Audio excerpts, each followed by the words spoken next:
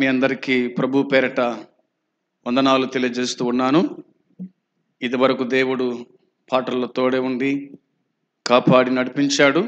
ఈ సమయంలో దేవుని దాసులు మరి సుంకన్న గారు సాక్ష్యాన్ని అందించబోతున్నాడు. కాబట్టి మీరందరూ కూడా శ్రద్ధగా వినవలసిందిగా ప్రేమతో నేను మీకు జ్ఞాపకం చేస్తూ ఉన్నాను. ఈ సమయంలో సుంకన్న గారు వచ్చి తన సాక్ష్యాన్ని మనకు అందిస్తాడు. దేవుని పరిశుద్ధ నామమునకు స్తోత్రం కలుగును గాక. ఆమేన్. చెరవచ్చిన మీకు అందరికీ వందనాలు ప్రియులారా. ఈ రాత్రి కాల సమయంలో మీ మధ్య మరి నా సాక్ష్యము పంచుకోవడానికి దేవుడు నాకు సహాయం చేశాడు. దేవునికి స్తోత్రం. ఈ సమయంలో ఒక లేఖన భాగాన్ని చదువుకుందాం. చూడండి, మొదటి సమూయేలు గ్రంథము 2వ అధ్యాయము 6వ వచనాన్ని చదువుకుందాం. మొదటి సమూయేలు గ్రంథము 2వ అధ్యాయము 6వ వచనం. జనులను సజీవులుగాను మృతులుగాను చేయువాడు యెహోవాయే. పాతాళమునకు పంపుచు అందులో నుండి రప్పించుచుండువాడు ఆయనే. పాతాళమునకు పంపుచు అందులో నుండి రప్పించుచుండువాడు ఆయనే. దేవుడు ఈ మాటలను మన వినికిడిలో దీవించి ఆశీర్వదించునుగాక. ఆమేన్.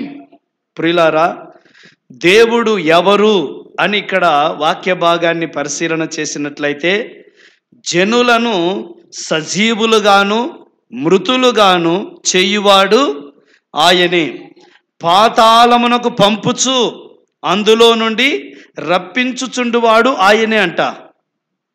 పాతాళానికి పంపించేవాడు, పాతాళములో నుంచి రప్పించగలిగిన వాడు ఆయనే అని ఇక్కడ వాక్య భాగము వ్రాయబడింది. ప్రియులారా, నిలిచి ఉండి మీ ఎదుట కనిపిస్తున్న నేను నా జీవితంలో చనిపోయి బ్రతికిన వాణ్ణి.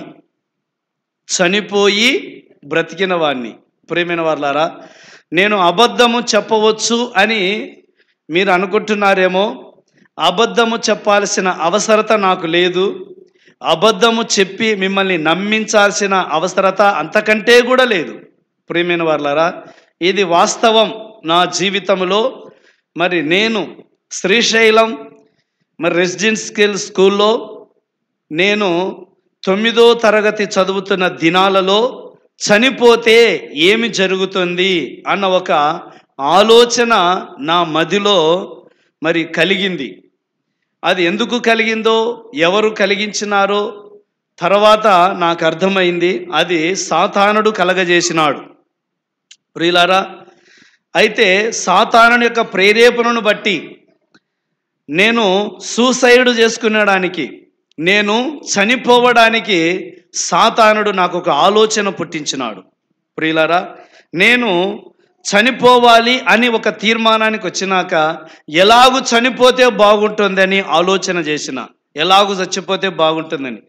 రైలు కింద పడి చచ్చిపోదామా, బస్సు కింద పడి చచ్చిపోదామా, ఊరేసుకొని చచ్చిపోదామా, రకరకాల ప్రయత్నాలు ఆలోచనలు వచ్చినాయి. అవేవి నాకు నచ్చలేదు. పండుకున్నట్టుగా గుట్టు సప్పుడు కాకుండా చచ్చిపోవాలా అని నా యొక్క ఆలోచన తట్టింది. అట్లయితే ఏం చేయాలా? గుట్టు సప్పుడు కాకుండా పండుకున్నట్టే పోవాలంటే దానికి ఏంటి సూత్రం?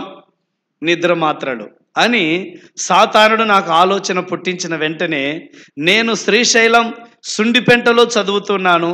మెడికల్ స్టోర్కి వెళ్ళి మా నర్సు మేడం చెప్పింది, నాకు ఒక 20 ట్యాబ్లెట్లు, నిద్ర ట్యాబ్లెట్లు ఇవ్వండి అని నేను అక్కడ అబద్ధం చెప్పి 20 ట్యాబ్లెట్లు తీసుకున్నా.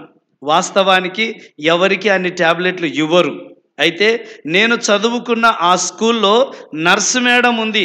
ఆ నర్సు మేడం పేరు చెప్పి మెడికల్ స్టోర్లో మా మేడం చెప్పింది నర్సు మేడం అని అబద్ధం చెప్పి 20 ట్యాబ్లెట్లు తీసుకున్నాను.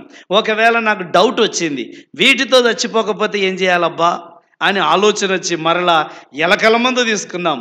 అదైతే ఇంకా పర్ఫెక్ట్గా చచ్చిపోతాను అనుకున్నాను. షాపుకు వెళ్ళి ఎలకల మందు కొన్నాను.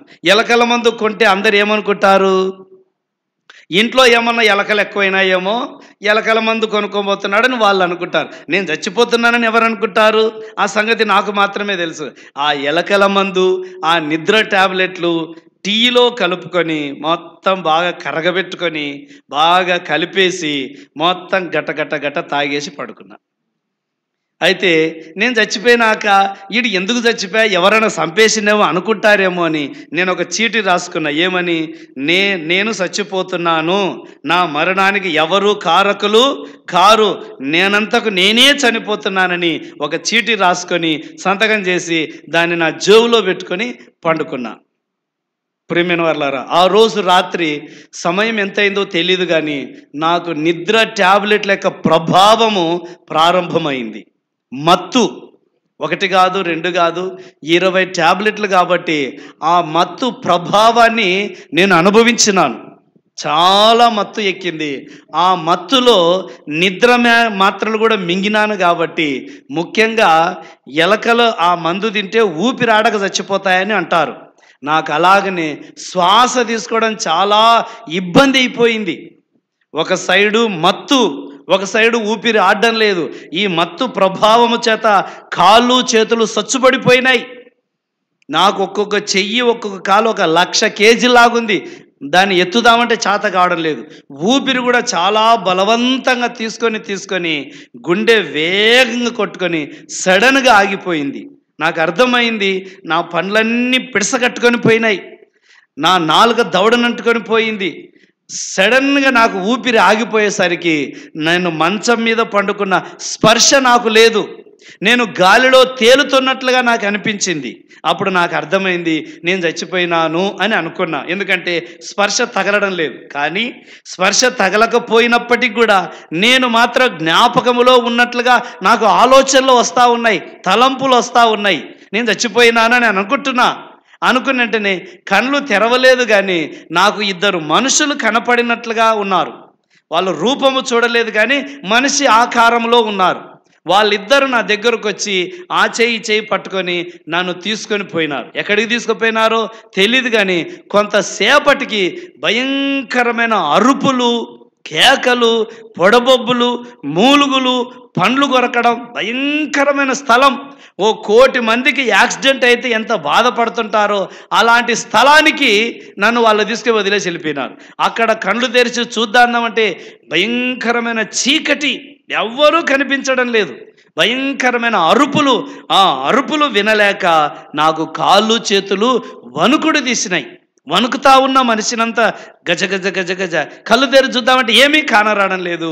అట్లా 1 2 3 4 5 సెకండ్లు అట్లా జరిగింది. ఇంకంతే. మళ్ళా నాకు ఆ శబ్దం అంతా ఆగిపోయింది. కళ్ళు తెరుద్దామని తెరిస్తే నాకు లైట్ కనపడింది, ఫ్యాన్ కనపడింది. నేను పండుకున్న రూములో నేను అనుకున్నాను, నేను మళ్ళా బతికినానే అని అనిపించింది. మళ్ళీ నేను బతికినానని.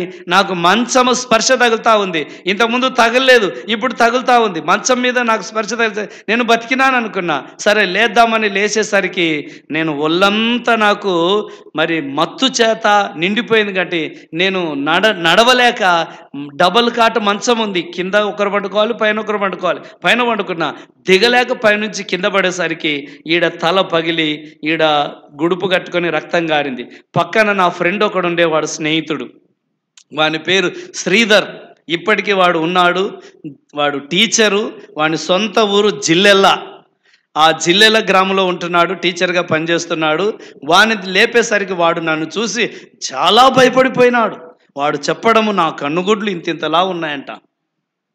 వాంతికి చేసుకుంటా ఉంటే వాడు బకెట్ తెచ్చిపెట్టినాడు, వాంతికి వస్తుందని. ఆ బకెటలో కక్కింటే 3/4 బకెట కక్కిన నల్లగుందంట. వాడే చెప్పడం ఏం తిన్నావరా నాయనా, కండ్లు ఇంతలా ఉన్నాయి, ఎర్రగున్నాయంట కండ్లు.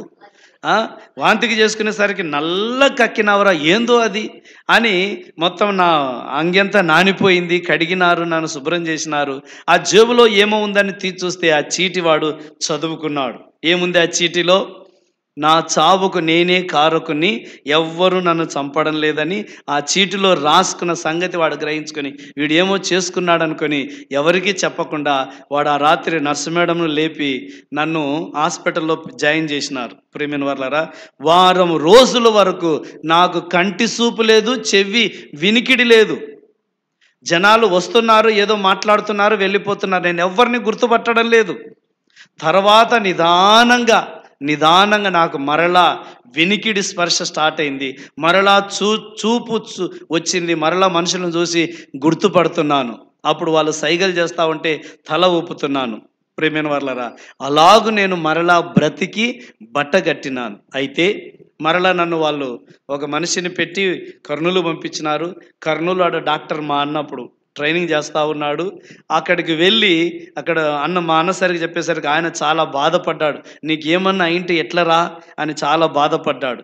అయితే ఏం కాలేదులే, అంత వాంతికి అయింది కాబట్టి మొత్తం పోయిందిలే అని ధైర్యం చెప్పి నన్ను మా అమ్మ మా నాయన ఊరికి పంపించినాడు. అక్కడ మా అమ్మకి చెప్పేసరికి ఆమె చాలా భయపడిపోయింది. నువ్వేమన్నా అయిపోతే ఎట్టరా అని చాలా బాధపడ్డారు. అలా ఒక నెల రోజుల తర్వాత మరలా చదువుకోవడానికి వెళ్ళిపోయినాను. 10th అయిపోయింది. ఈ సంఘటన 9th క్లాసులో జరిగింది. 10th అయిపోయింది. తర్వాత ఇంటర్ ఆదోని ఆర్ట్స్ కాలేజీలో చదివాను. ఇంటర్ అయిపోయింది, ఫెయిల్ అయినాను. తర్వాత అనుకోకుండా వివాహం జరిగింది నాకు. ఆ వివాహం ఎక్కడ జరిగిందంటే మహానందిలో జరిగింది. మహానందిలో ఆ వివాహము జరిగింది. ఆ వివాహం అయిన తర్వాత మహానందిలో ఉన్న పాస్టర్ ఇమ్మానియేల్ గారు నాకు ఒక రోజు ఎలాగో పరిచయం అయినాడంటే, నేను ఇంటి నుంచి బస్ స్టాండ్కి వెళ్తుంటే ఆయన బస్ స్టాండ్ నుంచి ఇంటికి వస్తూ ఉన్నాడు. ఒకరోజు నన్ను పలకరించినాడు. ఎవరు బాబు నువ్వు? ఈ ఊర్లో మాకు కొత్తగా కనిపిస్తున్నావు అని. ఊరు చిన్నది, ఎవరు కొత్త వాళ్ళు వచ్చినా వెంటనే తెలిసిపోతుంది. అందుకే ఆయనకు డౌట్ వచ్చి నన్ను పలకరించినాడు. ఎవరింటికి వచ్చినావు బాబు అని పలకరించినాడు. నేను చెప్పినాను పలానా సురసుర సంజన్న ఇంటికి, వాళ్ళ ఇంట్లో నేను అమ్మాయిని పెళ్లి చేసుకున్నాను, వాళ్ళ ఇంటికి వచ్చినా అంటే ఓహో మంచిదేనని పలకరించి వెళ్ళిపోయినాడు. అయితే నాకు మాత్రం ఎవరు ఆయన, ఎందుకు నన్ను పలకరించినాడు అని నేను ఆయన గురించి ఆరాధీసి ఆయన పాస్టరు అని, ఆయన చర్చిలో వాక్యం చెప్తాడని విని నేను సరాసరి మరలా ఆయనకే వెళ్ళిన. మరుసటి రోజు ఆయన కాడికి వెళ్ళి ఆయన పలకరించి ఆయనతో స్నేహం, ఒక ఫ్రెండ్షిప్.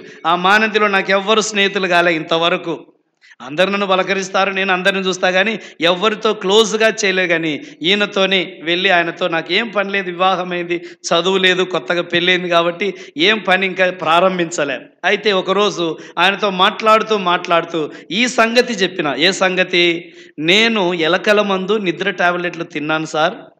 నేను ఎక్కడికో ఒక స్థలానికి వెళ్ళాను. ఆ స్థలం ఏంటో, ఆ అరుపులు, కేకలు, పొడబొబ్బులు, మూలుగులు, పండ్లు కొరకడం, భయంకరమైన స్థలము. నేను వణికిపోయాను. ఏమిటో నాకు స్థలం తెలియదు అన్నప్పుడు ఆ పాస్టర్ గారు నాకు లూకా రాసిన సువార్తలో 16వ అధ్యాయములో 24వ వచనాన్ని చదవమన్నాడు. అప్పుడు నేను ఆ వచనాన్ని తీసుకొని చదివితే ఏముంది చూడండి, నేను చదువుతున్నాను. లూకా రాసిన సువార్త 16వ అధ్యాయం 24వ వచనం. తండ్రివైన అబ్రహామా, నా యందు కనికరపడి తన వ్రేలికను నీళ్ళలో ముంచి నా నాలుకను చల్లార్చుకు లాజరును పంపుము. నేను ఈ అగ్ని జ్వాలలలో యాతన పడుచున్నానని కేకలు వేసి చెప్పాను. ఆ కేకలు నేను విన్నాను. ఏమిటా కేకలు? అక్కడ చూపించిన లేఖన భాగాన్ని చూస్తే అది పాతాళము. అది పాతాళము. పాతాళములో ఆ వ్యక్తి కేకలేస్తా ఉన్నాడు, ఆ నరక బాధ తట్టుకలేక. నాకు ఆ మాట చెప్పేసరికి ఒకవైపు ఆనందంగా ఉంది, ఒకవైపు చాలా బాధగా ఉంది. ఏమిటి ఆనందము? తప్పించుకున్నాను లేని ఆనందం. మరొక వైపు బాధ ఏంది? మళ్ళీ ఎప్పుడు చచ్చిపోతానో తెలియదు, మళ్ళీ నేను ఆడికే పోతానో ఏం కథ, ఆడికి వెళ్ళకూడదు అనే ఒక బాధ నాలో ప్రారంభమైంది. అప్పుడు ఆ పాస్టర్ గారిని అడిగాను, మరలా నేను ఆ నరకానికి వెళ్ళకూడదంటే ఏం చెయ్యాలి అంటే, ఈ బైబిల్లో ఉన్న యేసు ప్రభుని నమ్ముకోవాలి అన్నాడు. అంతవరకు నేను హిందువుని, నా తల్లిదండ్రులు హిందువులు, నా బంధువులు, నా స్నేహితులు అందరూ హిందువులు. మేము ఎరుకల కులస్తులము. మాకు ఇంటి దేవుడు సుంకలమ్మ, లింగమయ్య మా ఇంటి దేవుడు. అందుకే నా పేరు కూడా సుంకన్న అని మా నాయన పెట్టుకున్నాడు. ప్రియమైన వర్లరా, నాకున్న ఆలోచన ఏంటి, మా దేవుళ్ళు ఉన్నారు కదా, మా సుంకలమ్మ ఉంది, లింగమయ్య ఉంది, రాముడు ఉన్నాడు, కృష్ణుడు ఉన్నాడు, ఆంజనేయుడు ఉన్నాడు. వీళ్ళందరూ నేను అభిమానించే దేవుళ్ళు, వీళ్ళని పూజ చేసేవాడిని. శ్రీశైలంలో మరి 3 సంవత్సరాలు చదివినవాడు ప్రతి శివరాత్రికి ఆ శివుని దగ్గరికి వెళ్ళి పూజలు చేసి వచ్చేవాడిని. ఇంతమంది దేవుళ్ళు నమ్ముకున్నా నేను ఎందుకు నరకానికి పోతానులే అని అనుకునేవాడిని. కానీ ఆయన చెప్పాడు, యేసు క్రీస్తు ప్రభుని నమ్ముకుంటేనే నువ్వు నరకం తప్పించుకుంటావు అన్నాడు. ఎందుకు అని అడిగితే ఆ పాస్టర్ గారు చెప్పిన మాట ఏంటంటే, పాపుల కోసము వచ్చినవాడు, పాపుల కోసము రక్తం కార్చినవాడు, పాపుల కోసమే ప్రాణం పెట్టినవాడు, ప్రాణం పెట్టి చనిపోయి తిరిగి లేచినవాడు. ఈయన యందు విశ్వాసం ఉంచితేనే పాపక్షమాపణ, ఈయన యందు నమ్మకం ఉంచితేనే నీకు మోక్షం కలుగుతుందనే మాటలు చెప్పేసరికి వాటిని గురించి మనసులో పెట్టుకొని చాలా ఆలోచన చేసిన, నన్ను నరకము నుంచి తప్పించే వాళ్ళు ఈ లోకములో ఎవరైనా ఉన్నారా? నా పాపమును తీసివేసేవాళ్ళు, నా పాపమును మాన్పించేవాళ్ళు నా కోసం ఎవరైనా చేశారా అని ఎన్నో ప్రయత్నాలు చేసి ఎన్నో ఆలోచనలు చేయగా నాకు ఎవరూ కానరాలేదు. నా కోసం, నా పాపాల కోసం ఎవరూ ఏమీ చేయలేదు. నా మటుకు నేను ఏం చేద్దామనుకున్నా అంటే దాన ధర్మాలు చేస్తే తప్పించుకుంటానేమో అనుకున్నా. యజ్ఞయాగాలు, తీర్థయాత్రలు, జపతపాలు ఎన్ని చేసినా కూడా ఆ నరకాన్ని తప్పించుకుని ఆ యొక్క విడిపించే వాళ్ళు ఎవరూ నాకు కానరాలేదు. గత్యంతరం లేక, గతి లేక, ఎవరు కానరాక నేను ఎవరినైతే ద్వేషించినానో, ఎవరినైతే అసహించుకున్నానో ఆయననే నమ్మాల్సి వచ్చింది. ఎందుకంటే ఎవరూ కానరాలేదు. నా కోసం, నా పాపాల కోసం రక్తం గార్చి చచ్చిపోయి తిరిగి లేచిన వాళ్ళు ఈ ప్రపంచంలో ఎవరున్నారా అని ఆలోచన చేసిన నాకు యేసు ప్రభు వద్దు. ఆయన విదేశీయుల దేవుడు, ఎక్కడో ఇజ్రాయెల్ దేశంలో పుట్టినాడు, నాకేలా? పోనీ నా దేశంలో నా పాపాల కోసం ఎవరైనా బలైనారంటే ఎవరూ బలి కాలేదు. ప్రియమైన వారలారా, నేను యేసు ప్రభువుని ఎంతగా ద్వేషించినానో అంతగా ఇష్టపడాల్సి వచ్చింది. నా కోసం, నా పాపాల కోసం కలువరి సిలువలో పడరాని పాటలు పడ్డాడు, అవమానాలు పడ్డాడు, నిందలు పడ్డాడు, కొట్టబడ్డాడు, గాయపరచబడ్డాడు, భయంకరమైన శ్రమలు అనుభవించినాడు. ఇవన్నీ ఎవరి కోసం భరించినాడంటే నా కోసము, నా పాపాల కోసము, మనందరి పాపాల కోసం ఆయన పడ్డాడు. యోహాను భక్తుడు అన్నాడు, ఈయన లోక పాపములను మోసుకొని పోవు దేవుని గొర్రెపిల్ల అన్న సంగతి నేను బైబిల్ చదివినప్పుడు చాలా ఆశ్చర్యం వేసింది. యేసు ప్రభువు కులానికో మతానికో దేవుడు కాదు, ఒక దేశానికో దేవుడు కాదు. ఆయన లోక పాపములను మోసుకొని పోయే దేవుని గొర్రెపిల్ల అంట. నాకేమర్థమైందంటే పాపానికి ఏ కులము లేదు, పాపానికి ఏ మతము లేదు. ఈ పాపములో ఉన్నవాడు పాతాళానికి వెళ్తాడు, పాతాళానికి వెళ్ళకూడదంటే ఈ పాపాన్ని మాన్పించేవాడెవడు, ఈ పాపాన్ని తీసేసేవాడెవడని ఆలోచన చేయగా ప్రభు అయిన యేసుక్రీస్తు ప్రభుల వారు తప్ప నాకు ఎవరూ ఈ లోకములో కానరాలేదు, ఇప్పటికీ కూడా కానరావడం లేదు. ప్రియమైన వారలారా, యేసు ప్రభుని నమ్ముకొని నేను 25 సంవత్సరాలు అవుతా ఉంది. దేవుని కృపలో, దేవుని దయలో ఆ దేవుడు నన్ను కాపాడుకుంటున్నాడు. ఏ పాపము చేయకుండా, ఏ పాపములో పడిపోకుండా ఆయన నన్ను హెచ్చరించి, గద్దించి, బుద్ధి చెప్పి, సరిదిద్ది సరిచేసుకుంటూ ఉన్నాడు. ఎంత గొప్ప దేవుడు, ఎంత మంచి దేవుడు. ప్రేమైన వారలారా, ఈయనందు విశ్వాసం ఉంచడం ద్వారా నా కులం పోలేదు, నా మతం పోలేదండి, నా మనసు మారింది, నా బుద్ధి మారింది, నా స్వభావం మారింది. లోకములో నాకు దురాశలు లేకుండా చేసినాడు దేవుడు. ఉన్న దానితో తృప్తిగా బ్రతికేటట్లుగా నాకు ఈ జీవితాన్ని ఇచ్చినాడు దేవుడు. ఇంతకంటే ఏం కావాలండి? వచ్చింది ఒంటరిగా, పోయేది ఒంటరిగా, వచ్చింది దిగంబరునిగా, పోయేది దిగంబరునిగా. ఎంత సంపాదించినా, ఎంత కూడబెట్టినా, ఎంత ప్రయాసపడినా ఏమి తీసుకొని వెళ్తాను? ఏమి తీసుకొని పోలేం. ఉన్న వాటితో తృప్తిపడి జీవించడం తప్ప ఈ బ్రతుకులో ఏమీ లేదని గ్రహించుకొని, తెలుసుకొని ప్రతిరోజు బైబిల్ చదువుకుంటూ, ప్రతిరోజు ప్రార్థన చేసుకుంటూ, ప్రతిరోజు పరిచర్య చేసుకుంటూ, ప్రతిరోజు తెలియని వాళ్ళకి సంగతులను చెప్పుకుంటూ దేవుడు నా బ్రతుకుని ఇలాగ మార్చాడు. ప్రేమిన వర్లరా, ఇలాగూ నా బ్రతుకును మార్చిన దేవాది దేవునికి నేనేమి చెల్లించగలను? ఏమిచ్చి ఆ రుణాన్ని తీర్చుకోగలను? ప్రియమైన వర్లారా, నేను ఒట్టివాడను, మట్టివాడను, తల్లి గర్భము నుండి దిగంబరునిగా వచ్చిన వాడిని, నేను ఇవ్వలేను. కానీ ఆయన ఏం కోరుకుంటున్నాడు? ప్రాణాత్మ దేహములను కోరుకుంటున్నాడు, నన్ను కోరుకుంటున్నాడు. ఆయన సజీవునిగా నన్ను నేను ఆయనకు సమర్పించుకోవాలని ఆయన కోరుకుంటున్నాడు. అదే నేను ఆయనకు అర్పించుకున్నా. నా ప్రాణాత్మ దేహములను ఆయనకు సమర్పించుకొని, దేవా నన్నెందుకు తల్లి గర్భములో నియమించినావు? నన్నెందుకు ఈ లోకములో పుట్టించినావు? ఎందుకు ఆ నరకము నుంచి తీసుకొని వచ్చినావు? ఎందుకు నాకు పాపక్షమాపణ ఇచ్చినావు? ఎందుకు నిన్ను నీవు నాకు బయలుపరుచుకున్నావు? నా పట్ల నీ ఉద్దేశం ఏంటి? నీ ప్రణాళిక ఏంటి? నీ ఆలోచన ఏంటి? నీ చిత్తానుసారంగా నా జీవితాన్ని మలుచుకో, నీ చిత్తానుసారంగా నా జీవితాన్ని జరిగించుకొని నన్ను నేను ఆయనకు అప్పగించుకొని ఆయన కోసం బ్రతుకుతున్నాను. ప్రియమైన వర్లరా, ఈ నరకము నుంచి తప్పించే వాళ్ళు యేసుక్రీస్తు ప్రభు తప్ప ఎవరూ లేదు. పరలోక రాజ్యాన్ని ఉచితంగా ఇస్తానంటున్నాడు ఆ దేవుడు. ఎంత భాగ్యం, ఎంత ధన్యత! ఈ లోకాన్ని దేవుడు ఉచితంగా ఇచ్చినాడు. ఈ లోకములో అన్ని ఉచితంగానే అనుభవిస్తూ ఉన్నాం. ఏమి గుత్తగడుతున్నాము దేవునికి? దేవునికి ఏమైనా గుత్తగడుతున్నామా? పరలోకాన్ని కూడా ఉచితంగా ఇస్తానంటున్నాడు. ఈ లోకాన్ని విడిచిన తర్వాత నీకు పరలోకము కావాలనుకుంటే ఉచితంగా ఇస్తాడు. ఆయనను నమ్మాలి. ఏం చెయ్యాలి? నమ్మాలి. ఏమని నమ్మాలి? నేను పాపిని ప్రభువా, నా పాపాల కోసం కలువరి శిలువలో నీ రక్తము కార్చావని, నా కోసం నువ్వు చనిపోయావని, తిరిగి లేచావని నేను నమ్ముతున్నాను అని నీ మనసులో అనుకుంటే నీవు రక్షించబడతావు.